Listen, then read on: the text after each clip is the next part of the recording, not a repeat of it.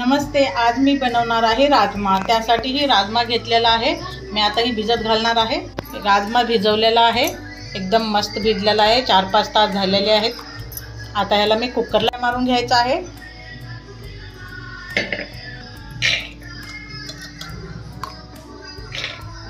अशा प्रकारे शिट्टी मारून घेतलेले आहे। एकदम असे नरम शिजलेला आहे। तर फोडणी टाकून घ्यायचं आहे। गॅसवरती कढई ठेवलेली आहे, त्यामध्ये तेल टाकून घ्यायचं आहे। टाकायचे आहे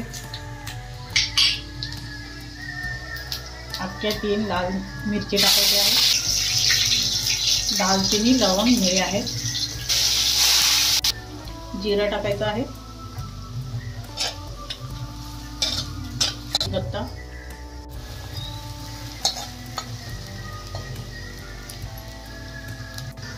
कट केलेलं टमाटर टाकून घ्यायचं आहे।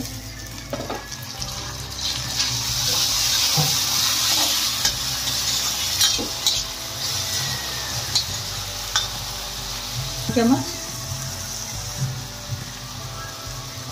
हळद, 1 चम्मच पावडर, 1 चम्मच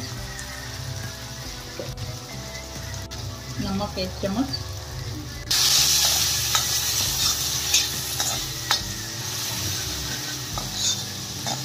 अदरक लसूणचा पेस्ट,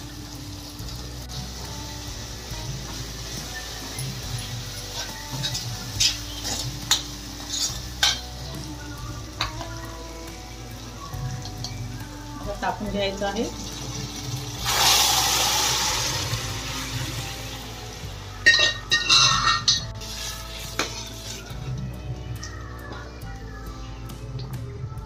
हिंग आहे तर वरून टाकायचं आहे।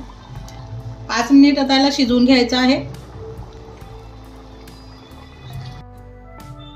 राजमा बनलेला आहे, त्यामध्ये आता कोथिंबीर टाकून घ्यायचं आहे।